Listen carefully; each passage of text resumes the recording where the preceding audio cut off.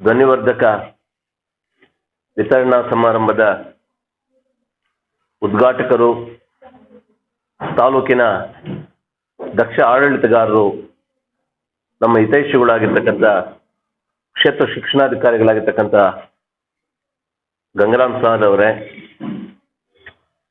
ಈ ಕಾರ್ಯಕ್ರಮ ಇಲ್ಲಿ ನಡೀಬೇಕಾದ್ರೆ ಇದಕ್ಕೆ ಕಾರಣಭೂತರು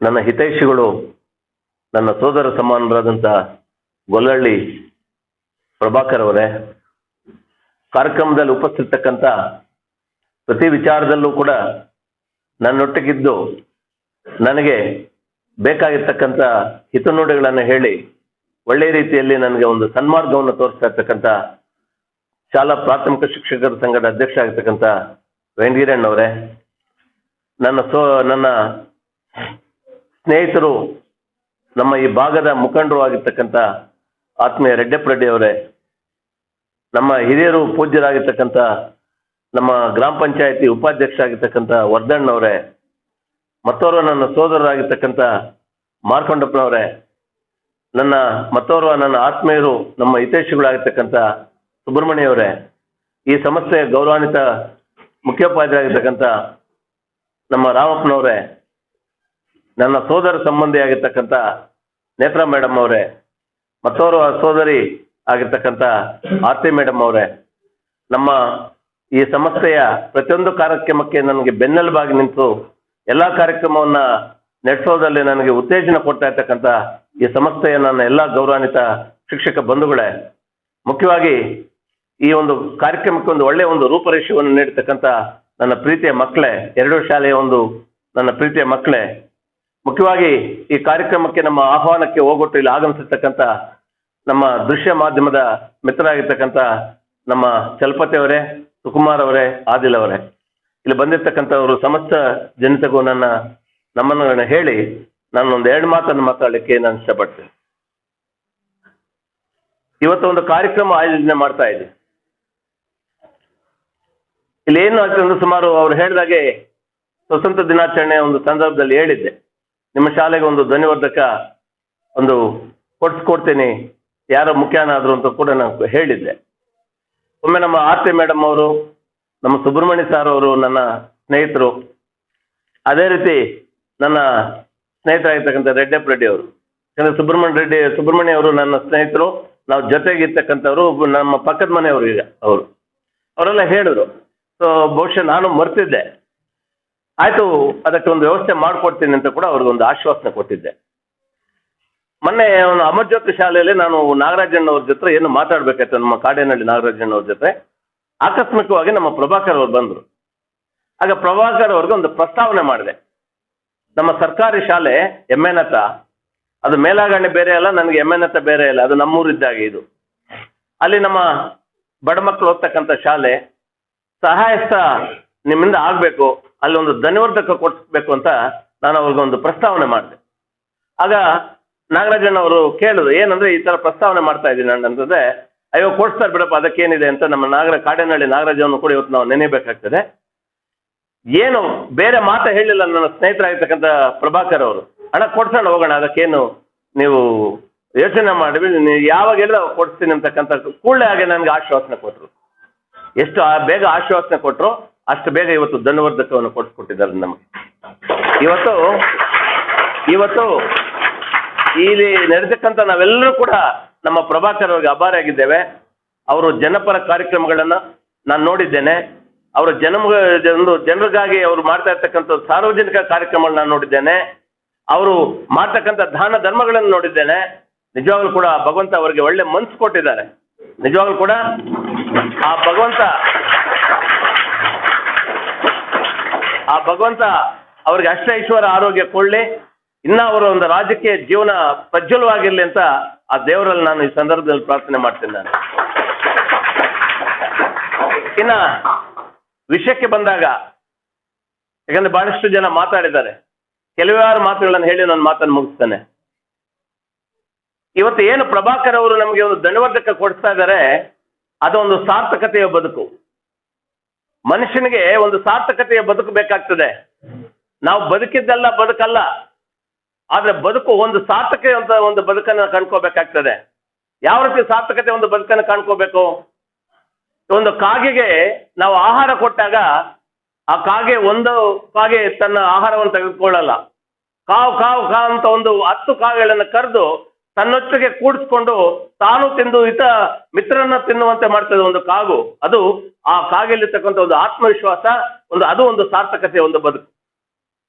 ಡಿ ವಿ ಗುಂಡಪ್ಪನವರು ಮಂಕುತಿಮ್ಮನ ಕಗ್ಗವನ್ನು ಬರೆದ್ರು. ಬಹಳ ಅದ್ಭುತವಾದಂತ ಒಂದು ಕೃತಿಯನ್ನು ಬರೆದ್ರು. ಅದು ಇವತ್ತು ಆಧುನಿಕ ಭಗವದ್ಗೀತೆ ಅಂತ ಕರೀತಾರೆ. ಅದನ್ನು ನೋಡಿ ಯಾರೋ ಒಬ್ರು ಉದ್ಯಮಿಗಳು ಸಂತೋಷ ಪಟ್ಟು ನಮ್ಮ ಡಿ ವಿ ಗುಂಡಪ್ಪನವರು ಕೇಳಿದ್ರು, ಬಹಳ ಅದ್ಭುತವಾದಂತ ಏನು ಮಂಕುತಿಮ್ಮ ಕಗ್ಗವನ್ನು ಬರೆದಿದ್ದೀರಿ, ಮೈಸೂರಲ್ಲ ಅಥವಾ ಬೆಂಗಳೂರಲ್ಲಿ ನಿಮ್ಗೊಂದು ಮನೆ ಕಟ್ಕೊಳ್ಬೇಕು ಅಂತ ನನ್ನೊಂದು ದೊಡ್ಡ ಆಸೆ ಇದೆ ಅಂತ ಕೇಳಿದ್ರು. ಅದಕ್ಕೆ ಡಿ ವಿ ಗುಂಡಪ್ಪನವರು ಹೇಳಿದ್ರು, ನನಗೆ ಯಾಕೆ ಬೇಕು ಮನೆ?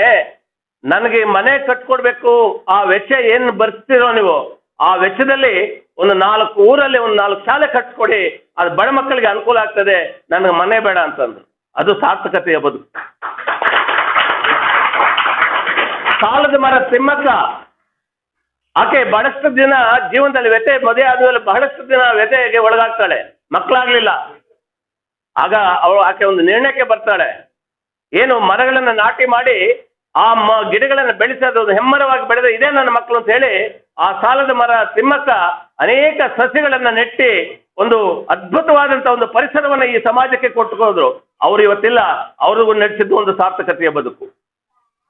ಒಂದು ಕಾಲದಲ್ಲಿ ಬ್ರಿಟಿಷರು ಹೇಳಿದ್ರು, ಏನಕ್ಕೆ ಭಾರತೀಯರು ಸ್ವಾತಂತ್ರ್ಯಕ್ಕಾಗಿ ಪರಿತಪಿಸ್ತಾ ಇದ್ದಾರೆ, ಭಾರತೀಯರು ದಡ್ಡರು, ಅವ್ರಿಗೇನಕ್ಕೆ ಅಂತಂದ್ರು. ಆಗ ಭಾರತೀಯರು ದಡ್ಡರಲ್ಲ ಅಂತ ಹೇಳಿ ಒಂದು ಅದ್ಭುತವಾದಂತ ಸಂವಿಧಾನವನ್ನು ರಚನೆ ಮಾಡಿ ಇಡೀ ವಿಶ್ವಕ್ಕೆ ತೋರಿಸಿದ್ರು. ಭಾರತೀಯರು ದಡ್ಡರಲ್ಲ, ಪ್ರಬುದ್ಧರು ಅಂತ ಹೇಳಿ ಸಂವಿಧಾನವನ್ನು ರಚನೆ ಮಾಡಿ ಇವತ್ತು ಏನು ಆ ಸಂವಿಧಾನ ಅಡಿಯಲ್ಲಿ ನಾವು ಬದುಕ್ತಾ ಇದೀವಿ, ಆ ಸಂವಿಧಾನವನ್ನು ರಚಿಸುವ ಮೂಲಕ ಒಂದು ಸಾರ್ಥಕತೆ, ಒಂದು ಬದುಕನ್ನು ಕಂಡುಕೊಂಡಂತವರು ಡಾಕ್ಟರ್ ಬಿ ಆರ್ ಅಂಬೇಡ್ಕರ್ ಅವರು. ಇದು ನಮ್ಮ ಸಾರ್ಥಕತೆ ಬದುಕು ಈ ರೀತಿ ಇರಬೇಕು. ನಾವು ಬದುಕಿದ್ದಲ್ಲ, ಇವತ್ತು ಬಹಳಷ್ಟು ಮಹನೀಯರು ಬದುಕಿಲ್ಲ, ಆದ್ರೆ ಇವತ್ತು ನೆನೆತೀವಿ. ಯಾಕಂತ ಹೇಳಿದ್ರೆ ಅವರ ಒಂದು ಸಾರ್ಥಕತೆಯ ಬದುಕು ಇವತ್ತು ಸಮಾಜವನ್ನ ಕಾಡ್ತಾ ಇದೆ. ಅವರ ಆಶಯಗಳನ್ನ, ಅವರ ಆಶೋತ್ತರಗಳನ್ನ ಇವತ್ತು ಕೂಡ ಮೆಲುಕಾಗ್ತಾ ಇದೆ. ಇದರಲ್ಲಿ ನಾವು ಬದುಕಬೇಕಾಗ್ತದೆ. ಎರಡನೇದಾಗಿ ನಿಮಗೊಂದು ಸಂದೇಶ ಕೊಡ್ತಕ್ಕಂಥದ್ದು, ವಿದ್ಯಾರ್ಥಿಗಳಿಗೆ ನಿಮಗೊಂದು ಛಲ ಬೇಕು, ನಿಮಗೊಂದು ನಿರ್ದಿಷ್ಟವಾದಂತ ಒಂದು ಗುರಿ ಬೇಕು. ಛಲ ಯಾವ ರೀತಿ ಇರಬೇಕು? ಬಹುಶಃ ನೀವೆಲ್ಲರೂ ಕೂಡ ಥಾಮಸ್ ಆಲ್ವಾ ಎಡಿಸನ್ ಬಗ್ಗೆ ಕೇಳಿರ್ತೀರಿ. ಒಬ್ಬ ಮಹಾನ್ ವಿಜ್ಞಾನಿ. ಅವನು ಓದುವಂತ ಸಂದರ್ಭದಲ್ಲಿ ಬಹಳಷ್ಟು ತುಂಟ, ತಾನು ಓದ್ತಾ ಇರ್ಲಿಲ್ಲ, ಬೇರೆ ಮಕ್ಕಳನ್ನು ಓದಕ್ಕೆ ಬಿಡ್ತಾ ಇಲ್ಲ. ಶಿಕ್ಷಕರು ನೋಡಿ ನೋಡಿ ನೋಡಿ ಅವರಿಗೆ ಬಹಳ ವ್ಯಸನ ಆಗಿ ಒಂದ್ ದಿವಸ ಶಾಲೆಯಿಂದ ಆಚೆ ಹಾಕ್ತಾರೆ. ಶಾಲೆಯಿಂದ ಆಚೆಗೆ ಹೋಗಿ ನಿಮ್ಮ ತಾಯಿನ ಕರ್ಕೊಂಡು ಬಾ ಅಂತ ಹೇಳ್ತಾರೆ. ಅಳ್ಕೊಂಡು ಮನೆಗೆ ಬರ್ತಾನೆ. ಸೊ ತಾಯಿನ ಕರ್ಕೊಂಡು ಶಾಲೆಗೆ ಬರ್ತಾನೆ. ಆಗ ಹೇಳ್ತಾನೆ ಶಿಕ್ಷಕರು, ಇದರಿಂದ ಬಹಳಷ್ಟು ಜನ ಹುಡುಗರು ಕೆಡ್ತಾ ಇದ್ದಾರೆ, ನೀವು ಕರ್ಕೊಂಡು ಹೋಗಿ ಅಂತ. ಆಗ ತಾಯಿ ಪರಿತಪ್ಪಿಸಿ ಕೇಳ್ಕೊಳ್ತಾಳೆ, ಒಂದು ಅವಕಾಶ ನನ್ನ ಮಗನ ಕೊಡಿ, ಇನ್ನೊಂದಾದ್ರೂ ಅವನು ತಪ್ಪು ತಿದ್ಕೊಳ್ತಾನೆ ಅಂತ ಹೇಳಿದ್ರೆ ಶಿಕ್ಷಕರು ಅದನ್ನು ಒಪ್ಪೋದಿಲ್ಲ. ಆಗ ಮಗನ ಕೈ ಹಿಡ್ಕೊಂಡು ಹೊರಡುವಾಗ ಶಿಕ್ಷಕನಿಗೆ ಒಂದು ಮಾತು ಹೇಳ್ತಾರೆ ಆ ತಾಯಿ, ಎ ಡೇ ವಿಲ್ ಕಮ್, ಒಂದು ದಿನ ಬರ್ತದೆ, ಇಡೀ ವಿಶ್ವವೇ ನನ್ನ ಮಗನ ಕಡೆಗೆ ತಿರುಗಿ ನೋಡುವಂತೆ ಮಾಡ್ತೇನೆ, ಒಬ್ಬ ತಾಯಿಯಾಗಿ ನಿನ್ನ ಮನೆ ನಾನು ಹೇಳಿ ಹೋಗ್ತಾ ಇದ್ದಂತೆ ಹೇಳಿ ಆ ಹುಡುಗನ ಕೈ ಹಿಡ್ಕೊಂಡು ಹೊರಟೋಗ್ತಾಳೆ ಯಾರು ತಾಯಿ. ಅದೇನಾಗ್ತದೆ ಅಂತ ಹೇಳಿದ್ರೆ, ಅವನು ಒಂದು ಬಲ್ಪನ್ನು ಕಂಡಿಡಿದ. ಆತನು ವಯಸ್ಸು ಬರೋವರೆಗೂ ಆ ತಾಯಿಯ ಒಂದು ಮಡಿಲಲ್ಲಿ ಬದುಕ್ತಾನೆ. ಅವನಿಗೆ ಎಲ್ಲ ಜ್ಞಾನ ಬಂದಾಗ ಅವನು ಯೋಚನೆ ಮಾಡ್ತಾನೆ, ನನ್ನ ತಾಯಿ ನನಗಾಗಿ ಎಷ್ಟು ಪರಿಶ್ರಮ, ಎಷ್ಟು ಛಲ ತಗೊಂಡು ನನ್ನನ್ನು ಓದಿಸ್ತಾ ಇದ್ದಾರೆ, ನಾನು ಓದಬೇಕು, ನನ್ನ ಸ್ವಯಂ ಪ್ರಯತ್ನವಾಗಿ ನಾನು ಬದುಕಬೇಕು ಅಂತ ಹೇಳಿ ಅವನಿಗೆ ಮನಸ್ಸು ಬಂದ ಮೇಲೆ ಅವನು ಬಹಳ ಚೆನ್ನಾಗಿ ಓದಿ ಒಬ್ಬ ದೊಡ್ಡ ವಿಜ್ಞಾನಿಯಾಗಿ, ಇಡೀ ವಿಶ್ವವಿಖ್ಯಾತ ವಿಜ್ಞಾನಿಯಾಗಿ ಇವತ್ತು ಬಲ್ಪನ್ನು ಕಂಡು ನಮಗೆ ಬೆಳಕನ್ನು ಕೊಡ್ತಾ ಇರ್ತಕ್ಕಂಥ ಮಹಾನ್ ಭಾವ. ಅಂದ್ರೆ ಛಲ ಅನ್ನೋದು ಆ ತರ ಇರಬೇಕು, ನಿರ್ದಿಷ್ಟವಾದಂತ ಒಂದು ಗುರಿ. ಯಾಕಂದ್ರೆ ಸ್ವಾಮಿ ವಿವೇಕಾನಂದ ಹೇಳಿದ್ರು, ದುಡ್ಡಿಲ್ಲದವನು ಬಡವನಲ್ಲ, ಏನೋ ದುಡ್ಡಿಲ್ಲದವನು ಬಡವನಲ್ಲ, ಆದ್ರೆ ಜೀವನದಲ್ಲಿ ನಿರ್ದಿಷ್ಟವಾದಂತ ಗುರಿ ಯಾರಿಗಿರಲ್ವೋ ಅವನೇ ನಿಜವಾದಂತ ಒಂದು ಬಡವ ಅಂತ. ಅದಕ್ಕೆ ನಿಮ್ಮಲ್ಲಿ ನಾನು ಮನವಿ ಮಾಡ್ಕೊಳ್ತಕ್ಕಂಥದ್ದು, ನಮ್ಮ ಬಿ ಒ ಸಾಹೇಬ್ರು ಹೇಳಿದ್ರು, ನಿಮ್ಮ ತಂದೆ ತಾಯಿಗಳು ನಿಮ್ಮಲ್ಲಿ ಅಪಾರವಾದಂತ ನಂಬಿಕೆ ಇಟ್ಟಿದ್ದಾರೆ, ಅಪಾರವಾದಂತ ಒಂದು ಪ್ರೀತಿ ಇಟ್ಟಿದ್ದಾರೆ, ನಿಮ್ಮ ಮೇಲೆ ಅನೇಕ ಆಶಯಗಳನ್ನು ಹೊಂದಿದ್ದಾರೆ. ನನ್ನ ಮಗು ಹೀಗಾಗ್ಬೇಕು ಹಾಗಾಗ್ಬೇಕು ಅಂತ ಆ ಆಶಯಗಳನ್ನು ಈಡೇರಿಸಿ ಈ ದೇಶದ ಸತ್ಪ್ರಜೆಗಳಾಗಬೇಕು. ಆ ನಿಟ್ಟಿನಲ್ಲಿ ನೀವು ಓದಬೇಕು. ನಿಮ್ಗೆ ಜನ್ಮ ಕೊಟ್ಟಿದ್ದು ತಂದೆ ತಾಯಿಗಳಾದ್ರೆ ಆ ಕಲ್ಲನ್ನ ಕೆತ್ತಿ ಕೆತ್ತಿ ನಿಮಗೊಂದು ರೂಪವನ್ನು ಕೊಡ್ತಾ ಇರ್ತಕ್ಕಂಥ ನಿನ್ನ ಶಿಕ್ಷಕರು, ಅವರಿಗೆ ಗೌರವನ ತರಬೇಕು. ಅದನ್ನ ಮಾಡಿದಾಗ ಮಾತ್ರ, ಯಾಕಂದ್ರೆ ವಿದ್ಯಾಭ್ಯಾಸ ಪಡೆದು ತಪ್ಪುಗಳು ಮಾಡ್ತಾ ಹೋಗ್ತಾ ಇದೆ, ಆ ವಿದ್ಯಾಭ್ಯಾಸಕ್ಕೆ ಅರ್ಥ ಇರೋದಿಲ್ಲ. ಒಂದು ಗುಣಾತ್ಮಕವಾದಂತ ಶಿಕ್ಷಣ ಇರ್ಬೇಕಂತಂದ್ರೆ, ಒಂದು ಸಾರ್ಥಕತೆ ಒಂದು ಶಿಕ್ಷಣ ಪಡಿಬೇಕಾದ್ರೆ, ನಾ ಪಡೆದಂತ ಒಂದು ಶಿಕ್ಷಣದ ಅಡಿಯಲ್ಲಿ ಒಳ್ಳೆ ಕೆಲಸಗಳನ್ನ ಮಾಡಿದಾಗ ಮಾತ್ರ ನಾ ಪಡೆದಂತ ಒಂದು ಶಿಕ್ಷಣಕ್ಕೆ ಒಂದು ಅರ್ಥ ಇರ್ತದೆ. ಆ ನಿಟ್ಟಿನಲ್ಲಿ ನೀವೆಲ್ಲರೂ ಕೂಡ ಕೆಲಸ ಮಾಡಬೇಕು ಅಂತ ಹೇಳ್ತಾ, ಮತ್ತೊಮ್ಮೆ ನನ್ನ ಸೋದರರಾಗಿರ್ತಕ್ಕಂಥ ಪ್ರಭಾಕರ್ ಅವರಿಗೆ ನಾನು ಹೃದಯಪೂರ್ವಕ ಧನ್ಯವಾದಗಳನ್ನ ಹೇಳ್ತೀನಿ. ಇಂಥ ಏನು ದಾನ ಧರ್ಮ ಮಾಡ್ತಕ್ಕಂಥ ಶಕ್ತಿ ಆ ಭಗವಂತ ಇನ್ನಷ್ಟು ಕೊಳ್ಳಿ, ಆ ಸಮಾಜದ ಪ್ರತಿಯೊಬ್ಬರ ಆಶೀರ್ವಾದ ನಿಮ್ಮ ಮೇಲೆ ಇರಲಿ ಅಂತ ಹೇಳಿ ಒಂದು ಅವಕಾಶವನ್ನ ಕೊಟ್ಟಿದ್ದಕ್ಕೆ ತಮ್ಮೆಲ್ಲರಿಗೂ ನಾನು ವಂದಿಸಿ ನನ್ನ ಎರಡು ಮಾತನ್ನು ಮುಗಿಸ್ತಾ ಇದ್ದೀನಿ. ಜೈ ಹಿಂದ್, ಜೈ ಕರ್ನಾಟಕ.